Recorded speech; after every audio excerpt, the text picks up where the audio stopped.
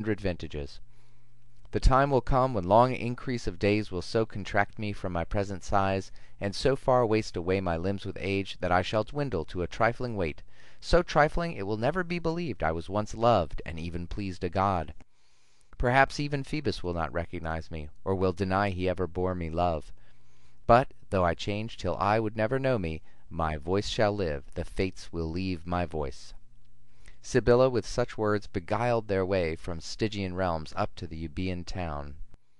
Trojan Aeneas, after he had made due sacrifice in Cumae, touched the shore that had not yet been given his nurse's name. There Macarius of Neritus had come, companion of long-tried Ulysses. There he rested, weary of his lengthened toils. He recognized one left in Aetna's cave, Greek Achemenides, and, all amazed to find him yet alive, he said to him, "What chance, or what god, Achemenides, preserves you? Why is this barbarian ship conveying you, a Greek? What land is sought?" No longer ragged in the clothes he wore, and his own master, wearing clothes not tacked with sharp thorns, Achemenides replied, "Again may I see Polyphemus' jaws outstreaming with their slaughtered human blood, if my own home and Ithaca give more delight to me than this barbarian bark, or if I venerate Aeneas less than my own father. If I should give my all, it never could express my gratitude, that I can speak and breathe, and see the heavens illuminated by the gleaming sun. How can I be ungrateful and forget all this? Because of him these limbs of mine were spared the Cyclops' jaws, and, though I were even now to leave the light of life, I should at worst be buried in a tomb, not in his maw. What were my feelings when, unless indeed my terror had deprived me of all sense, left there, I saw you making for the open sea? I wished to shout aloud, but was afraid it would betray me to the enemy. The shoutings of Ulysses nearly caused destruction of your ship, and there I saw the Cyclops, when he tore a crag away and hurled the huge rock in the whirling waves. I saw him also throw tremendous stones with his gigantic arms. They flew afar as if impelled by catapults of war. I was struck dumb with terror lest the waves or stones might overwhelm the ship, forgetting that I was still on the shore. But when your flight had saved you from that death of cruelty, the Cyclops, roaring rage, paced all about Mount Etna, groping through its forests with his outstretched arms. Deprived of sight, he stumbled there against the rocks until he reached the sea. And, stretching out his gore-stained arms into its waters there, he cursed all of the Grecian race, and said, "Oh, that some accident would carry back Ulysses to me, or but one of his companions, against whom my rage might vent itself, whose joints my hand might tear, whose blood might drench my throat, whose living limbs might quiver in my teeth. How trifling then, how insignificant would be the loss of my sight which he took from me." All this and more he said. A ghastly horror took possession of me when I saw his face and every feature streaming yet with blood, his ruthless hands and the vile open space where his one eye had been, and his coarse limbs and his beard matted through with human blood. It seemed as if death were before my eyes, yet that was but the least part of my woe. I seemed upon the point of being caught, my flesh about to be the food of his. Before my mind was fixed the time I saw two bodies of my loved companions dashed 3 or 4 times hard against the ground, when he above them, like a lion, crouched, devouring quickly in his hideous jaws their entrails and their flesh and their crushed bones, white-marrowed, and their mangled quivering limbs.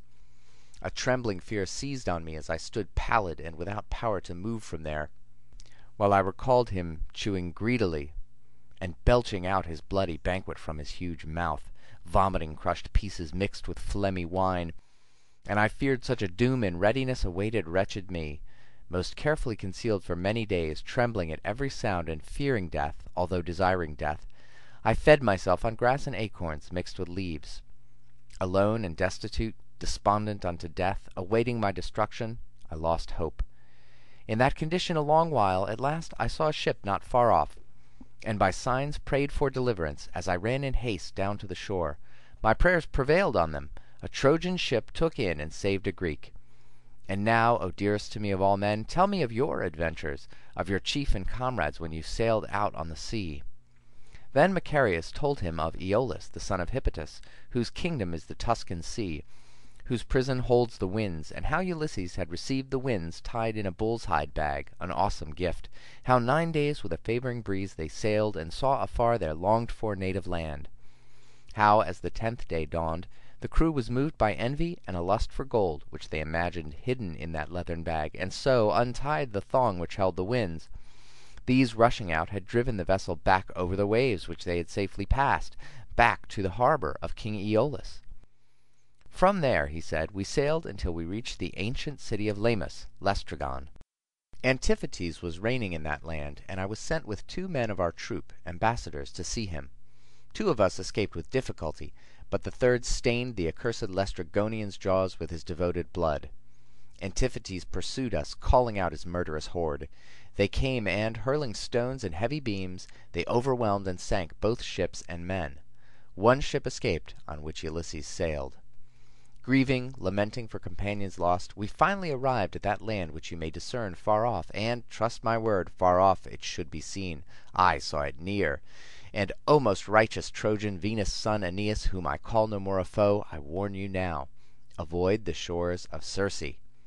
We moored our ship beside that country too, but, mindful of the dangers we had run with Lestrygons and cruel Polyphemus, refused to go ashore.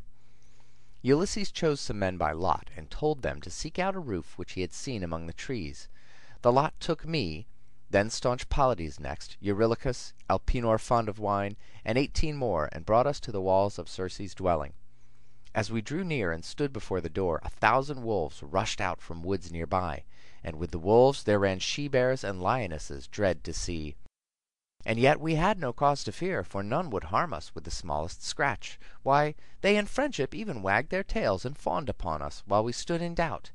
Then handmaids took us in, and led us on through marble halls to the presence of their queen. She, in a beautiful recess, sat on her throne, clad richly in a shining purple robe, and over it she wore a golden veil. Nereids and nymphs, who never carded fleece with motion of their fingers, nor drew out a ductile thread, were setting potent herbs in proper order and arranging them in baskets. A confusing wealth of flowers were scattered among leaves of every hue, and she prescribed the tasks they all performed. She knew the natural use of every leaf and combinations of their virtues when mixed properly, and, giving them her close attention, she examined every herb as it was weighed. When she observed us there, and had received our greetings and returned them, she smiled, as if we should be well received. At once she had her maidens bring a drink of parched barley, of honey and strong wine, and curds of milk, and in the nectarous draught she added secretly her baleful drugs.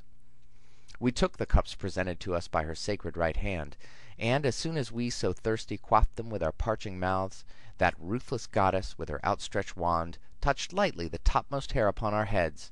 Although I am ashamed I tell you this, stiff bristles quickly grew out over me, and I could speak no more. Instead of words, I uttered hoarse murmurs, and towards the ground began to bend and gaze with all my face. I felt my mouth take on a hardened skin with a long crooked snout, and my neck swell with muscles. With the very member which a moment earlier had received the cup, I now made tracks in sand of the palace court.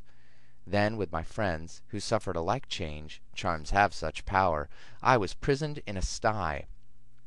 We saw Eurylochus alone avoid our swinish form, for he refused the cup. If he had drained it, I should still remain one of a bristly herd, nor would his news have made Ulysses sure of our disaster and brought a swift avenger of our fate. Peace-bearing Hermes gave him a white flower from a black root, called moly by the gods. With this protection and the gods' advice, he entered Circe's hall, and, as she gave the treacherous cup and with her magic wand essayed to touch his hair, he drove her back and terrified her with his quick-drawn sword. She gave her promise, and, right hands exchanged, he was received unharmed into her couch, where he required the bodies of his friends awarded him as his prized marriage gift. We then were sprinkled with more favored juice of harmless plants, and smitten on the head with the magic wand reversed, and new charms were repeated, all conversely to the charms which had degraded us. Then, as she sings, more and yet more we raise ourselves erect, the bristles fall off, and the fissures leave our cloven feet, our shoulders overcome their lost shape, and our arms become attached as they had been before. With tears of joy we all embrace him, also weeping tears, and we cling fondly to our chieftain's neck. Not one of us could say a single word till thus we had attested gratitude. End of Book 14, Part 1. Recording by Brian Haggerty, Minneapolis, Minnesota.